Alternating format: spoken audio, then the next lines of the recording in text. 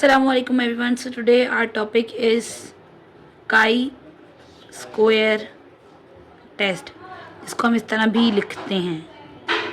सबसे पहले तो मैं कैलकुलेशंस करने से पहले ज़रूर ये बताऊंगी कि chi स्क्वायर टेस्ट होता क्या, क्यों हम ये परफॉर्म करें। It is basically a test which involves the calculation of a quantity which is used to compare observed frequency and the expected. So you are comparing the observed frequency with the expected frequency. For example, आपने कोई भी disease है, for example you are taking diabetes, आपने diabetes के बारे में देखना है कि कितने लोगों को ये हो रही है। तो आपकी फॉर एग्जाम्पल ऑब्जर्व 25 आती है, जबकि आपने एक्सपेक्ट किया था कि ये 40 आएगी। सो अब आप देख रहे हैं कि ये जो कंपैरिजन आपने किया, इनमें जो डिफरेंस आ रहा है, लाइक 25 40 में डिफरेंस आ रहा है 15 का। ये जो 15 का डिफरेंस है, it is due to which reason, due to which factor भी कह सकते हैं। ठीक है, अब ये बेसिकली जो फैक्टर है वो कोई भी एरर हो सकता है आपने पॉपुलेशन को गलत सेलेक्ट किया हो सकता है कि आपकी टेक्निक डाटा कलेक्ट करने की गलत हो। तो it can be due to any reason कि आपकी ऑब्जर्व्ड और एक्सपेक्टेड में डिफरेंस आने की वजह। तो आप जब कंपेयर करते हैं इनको तो आप यूज़ करते हैं chi स्क्वायर टेस्ट को। Another thing about chi square test कि ये एक स्टेटिस्टिकल टेक्निक है, it is not parametric. What is statistical techniques और what is a statistical test और what is parametric test. Statistic test का मतलब है कि whenever you take observations from a sample, whenever you do calculations on a sample. And what is parametric test?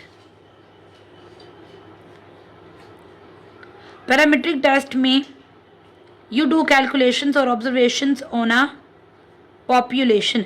तो population में करना हमारे लिए पॉसिबल नहीं है क्योंकि पॉपुलेशन बहुत ज़्यादा होती है। सो फॉर एग्जांपल मैंने डायबिटीज़ के ऊपर ही बात की, तो मैं कहती हूँ कि पॉपुलेशन में मैं 100 लोगों को सिलेक्ट कर लेती हूँ। Like I am taking 100 people out of all the population, I am doing all my observation on these 100 people, और जिनमें से I got to know that my observation comes out 25, like 25% of people from this 100 number comes out to have diabetes, जबकि I have expected it to comes out 40%, right? So I am not doing this test on population, I am doing it on a sample. That is why I don't call it a parametric test, I call it as a statistic test. So let's proceed towards the procedure कि हमने इस test को करना है कैसे। What are basic the steps of performing the chi square test? Number 1 पे जो भी आपको दिया जाएगा केस, आपने उसके अंदर 2 तरह की हाइपोथेसिस बनानी है। You have to formulate 2 hypothesis. One is null hypothesis which you can represent as HO, and other is alternate hypothesis. You can represent it with H1 or HI. So first step में आपने hypothesis बनानी। For example आपने diabetes को ही लिया और आपने hypothesis बना ली that people having diet restrictions and diet problems they have more diabetes. तो आपकी नल हाइपोथेसिस में क्या किस तरह के, मैं एग्जांपल दे रही हूँ, I am giving you an example कि आपने किस तरह फॉर्मुलेट करनी है।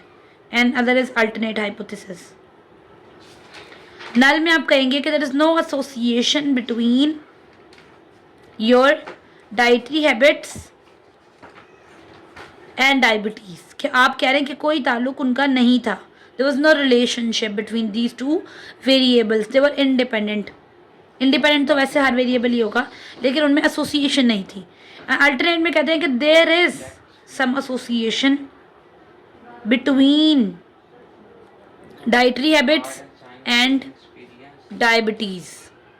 तो इस तरह जो भी केस आएगा, एक आपने नल बना लेनी जिसमें आपने उन दो वेरिएबल्स का एसोसिएशन कहना है कि नहीं है, और सेकंड में आपने वो हाइपोथेसिस बनानी जिसमें आपने कहना है कि there was association between these two variables. Example में यहाँ पे तो हमने डाइटरी हैबिट्स और डायबिटीज़ को लिया, लेकिन जो भी केस आपको दिएगा आपने उनके वेरिएबल्स को देखकर वहाँ पे लिख देना है। Second step is to write out the level of significance, which is hypothetically always taken as 0.05.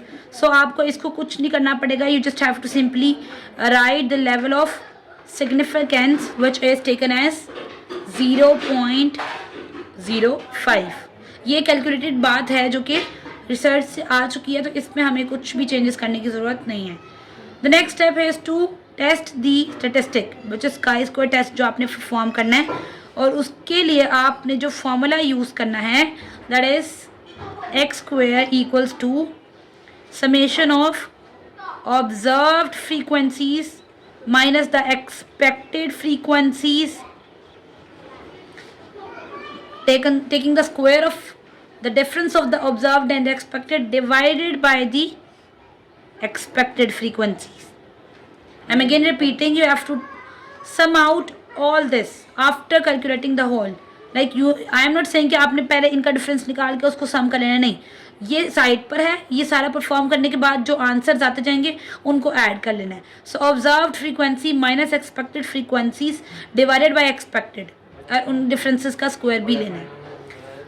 तो फोर्थ स्टेप कैलकुलेशंस जो भी आपने परफॉर्म करनी होंगी, यानी इनके ऊपर जो भी आपने क्वांटिटीज़ लगा के वैल्यूज़ लगा के। फिफ्थ स्टेप पे आपने अपना बताना है कि आपने अगर नल हाइपोथेसिस को एक्सेप्ट किया है या आपने अल्टरनेट को एक्सेप्ट किया है। अब हमें कैसे पता चलेगा कि when we have to accept the null hypothesis and when we have to accept the alternate hypothesis? तो इसके अंदर आपको मैं बताती हूँ कि when your calculated value which is X square is calculated comes out greater than but in the null which is less than, which comes out less than your tabulated value, you have to accept the null hypothesis। कि अगर आपकी calculated small आ जाती है आपकी टेब्यूलेटेड से तो आप accept कर लेंगे, और इसी तरह अगर आपकी कैलकुलेटेड ग्रेटर आ जाए आपकी टेब्यूलेटेड से तो आपने अल्टरनेट हाइपोथेसिस को एक्सेप्ट करना है ना। अब नल हाइपोथेसिस का एक्सेप्ट करने का मतलब है कि आपकी वेरिएबल्स में कोई एसोसिएशन नहीं है, और अल्टरनेट को एक्सेप्ट करने का मतलब है कि there is association between the variables you are comparing. और लास्ट स्टेप ने आपने कंक्लूजन लिख देना है कि एसोसिएशन है या नहीं है, जो कि आप नल और अल्टरनेट से देखकर बता देंगे अपनी वैल्यूज से। So I will be sharing the example on which I will be doing the calculations in the next video, so do watch that video, and if you have any confusion in those steps, do ask me in the comment section.